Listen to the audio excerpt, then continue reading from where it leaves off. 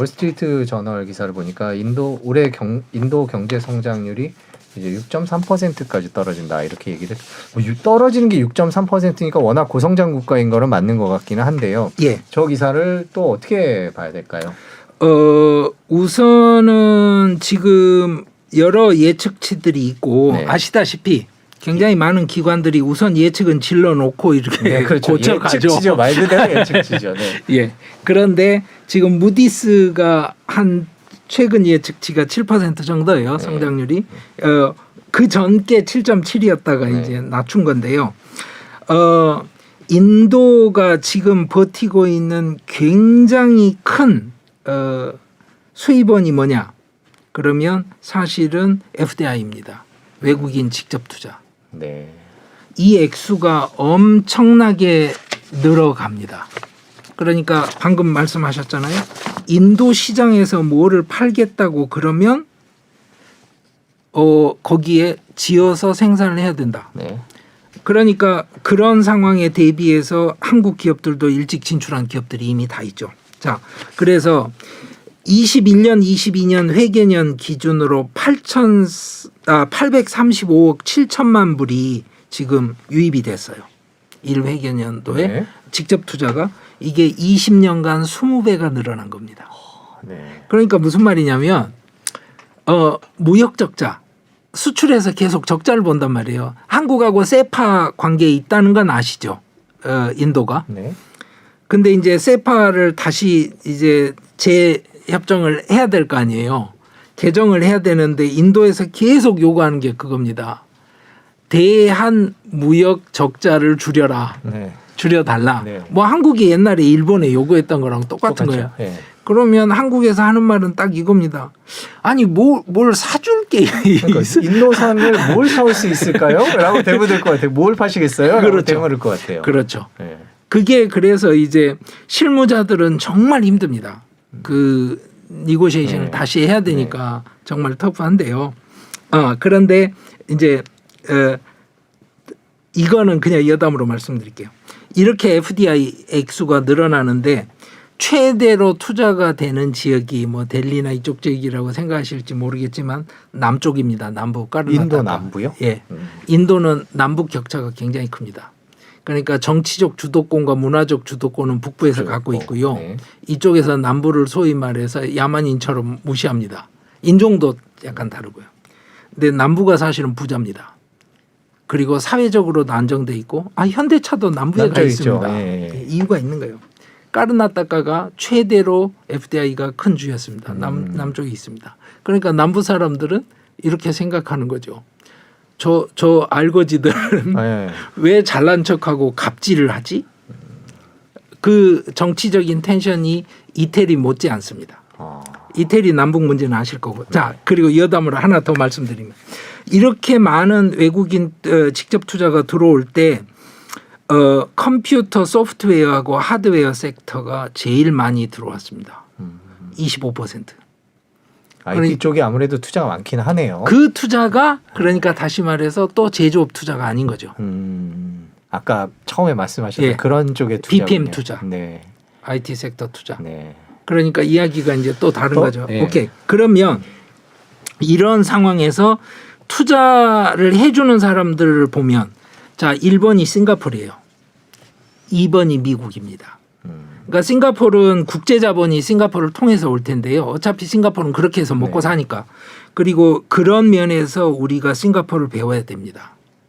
국제 외교 정치 무대에서 이 작은 도시 국가가 어떻게 주도권을 잡아가는지.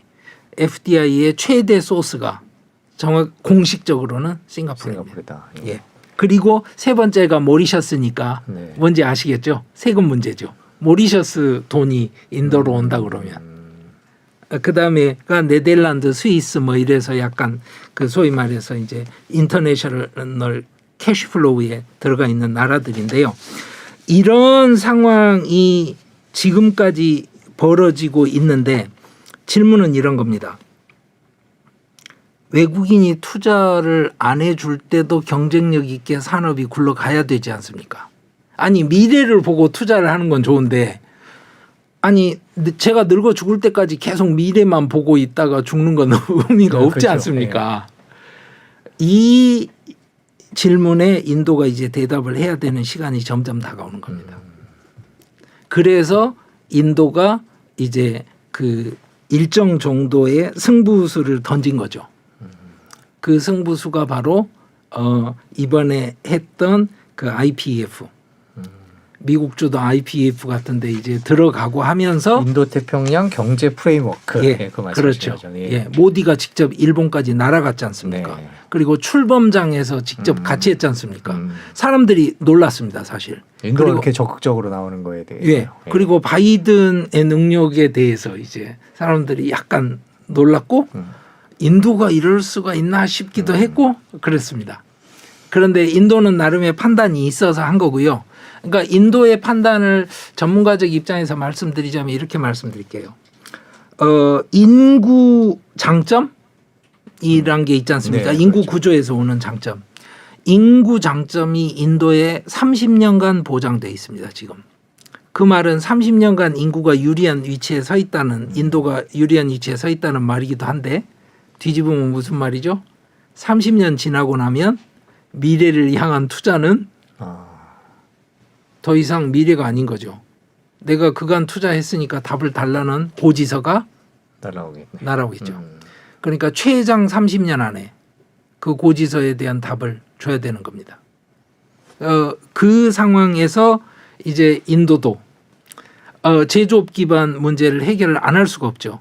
그래서 내린 결정이 바로 IPEF 같은 데 들어가고 그 미국이 주도하는 중국을 배제한다는 절대로 배제가 안 되죠. 네. 최소한 명목상 일부 배제한다는 새로운 그 글로벌 밸류 체인 안에 그 인도가 자리를 잡겠다는 이제 승부수를 던졌다고 봐야 되죠.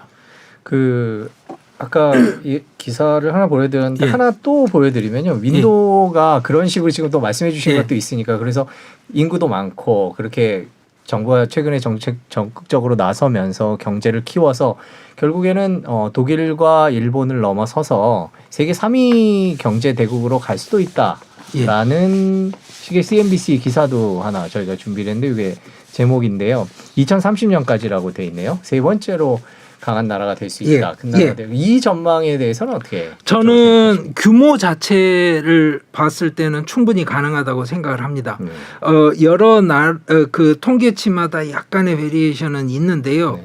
제가 지금 IMF 22년 기준 명목 GDP를 보면 5위가 영국이고 6위가 프랑스고 7위가 인도로 나옵니다. 네. 그러니까 명목 GDP로. 비교는. 물론 뭐 PBP나 이렇게 하면 또 복잡해지고요. 네. 그런데 자 프랑스나 지금 영국이 경제 상황이 좋은 거 아니지 않습니까? 네. 일본이 확장적인 지금 그렇지 뭐 않죠. 발전을 하는 네. 나라 아니고 그런데 인도는 발전을 하는데 또 하나는 규모가 크지 않습니까? 그렇죠. 그러면 1인당도 아니고 전체 총액은 총액 대비로 계산을 했을 때 아니 곱하기 14억을 하는 나라 그러니까 2,000달러 곱하기 14억 하는 것과 저희들 지금 뭐 5천만 이렇게 잡아서 3만 달러 곱하기 5천만 하는 나라와 이게 이제 계산이 다른 규모가 거죠. 다르군요. 예. 예. 그래서 그게 실제로 굉장히 큰 의미가 있는 전망이라고 저는 생각하지는 않습니다. 네.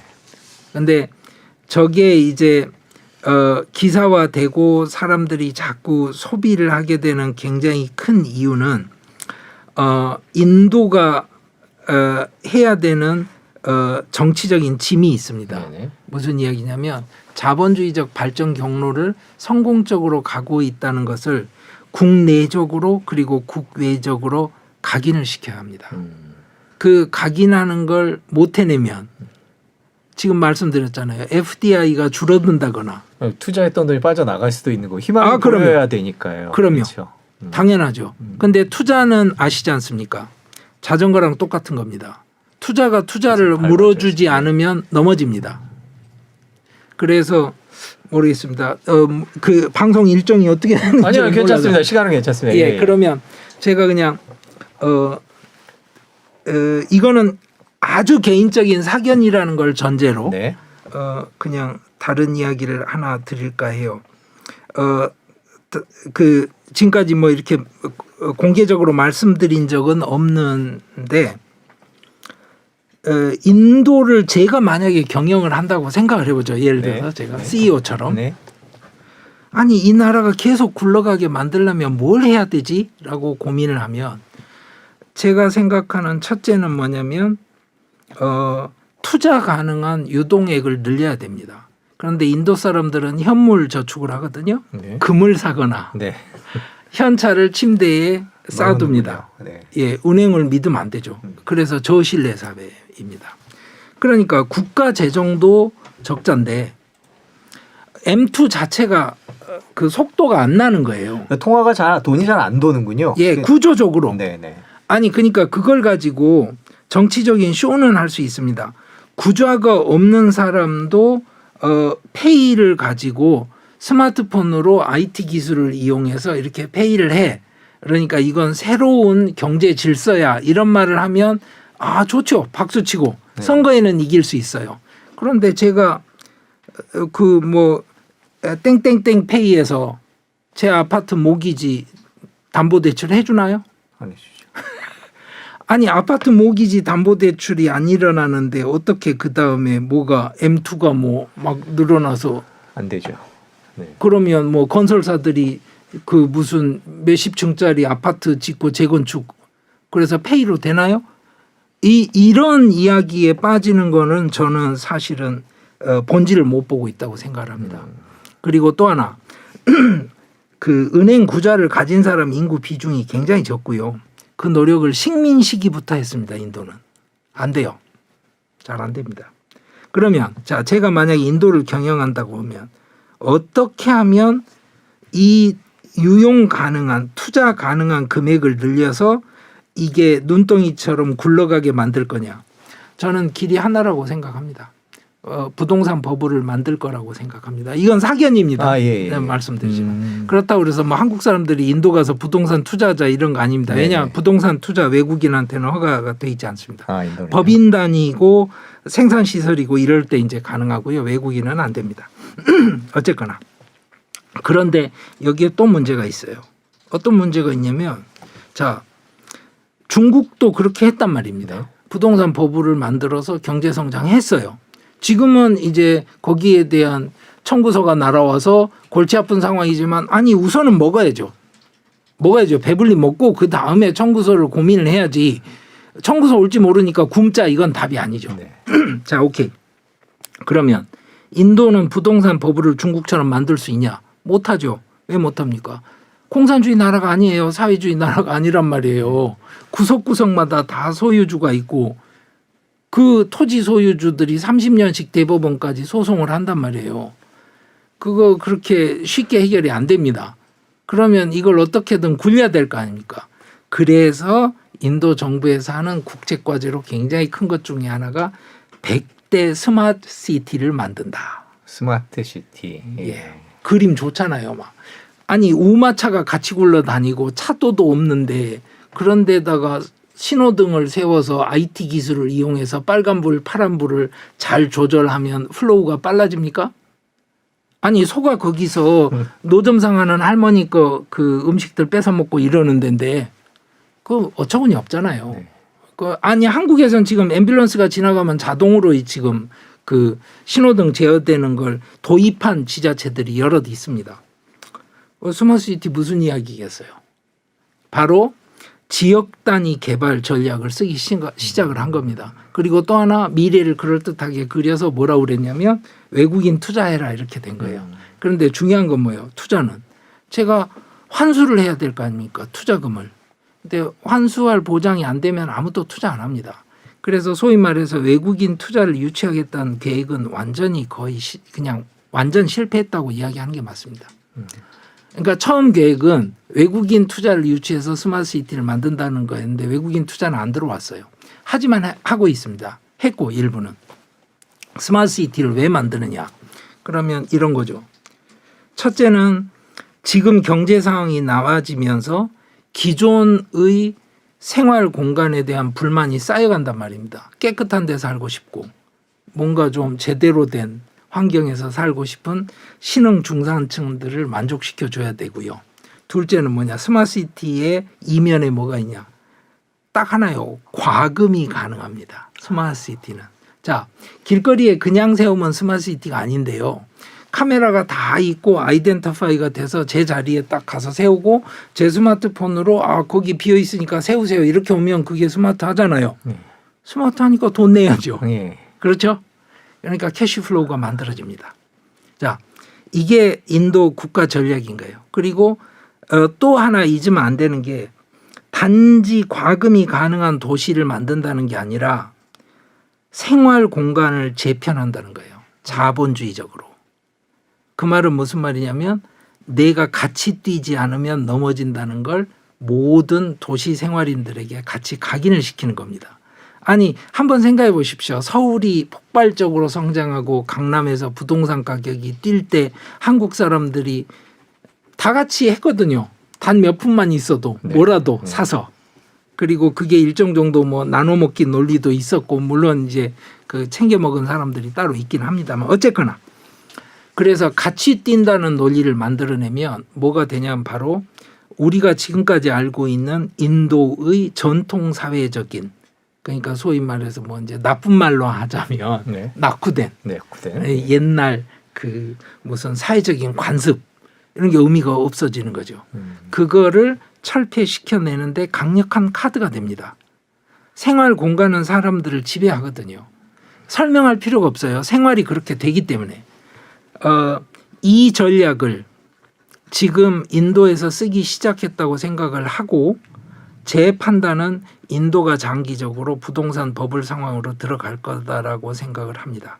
그래서 저희 센터에서는 그 남아시아 스마트시티 관련 연구를 계속하고 있습니다. 전문가들 모셔서 발표도 듣고 그게 단순하게 말씀드리자면 부동산 버블이 올 거다라는 판단이기도 하지만 다른 면에서 바로 여러 가지 그 사회를 리스트럭처링하는 카드 중에 하나로 이걸 쓰고 있다는 거예요. 그래서 자, 이 정도까지 인도가 눈에 보이지 않게 다면적으로 노력을 하고 있다고 하면 인도가 바뀌긴 바뀔 것 같네요라는 생각을 하실 수 있겠죠. 그래서 저도 인도가 바뀔 거라고 생각을 합니다. 개인적으로 그렇게 생각하십니다. 그러니까 영국 식민지 300년 동안 못했던 일이 과학기술 테크로 바뀔 수도 있을 것이다. 그 중심에 그렇죠. 있는 스마트 시티를 통해서 그렇게 그런데 그 기술이 우리가 흔히 신문에서 떠드는 페이를 통해서 은행 없이도 다 거래가 되니까 뭐 나라 경제가 바뀐다 그런 게 아니고 부동산 버블 우리가 다 아는 70년대 60년대 했던 부동산 버블을 조금 다른 방식으로 포장해서 일으키는 방식으로 갈 거니까 그 방식과 경로는 무슨 혁신적인 게 아니고 아주 전통적인 방식이 될 거다. 중국에서 하는 거랑 다를 게 별로 없을 것이다. 하지만 그것 자체가 큰 변화를 가져올 것이고 인도 정부에서 발표하고 연구하는 사람들은 꼭 그렇게 말을 하지 않을 것이다. 왜냐하면 스마트시티라고 이야기를 하지 인도에서 지구 단위 재건축이라고 말하지 않을 겁니다.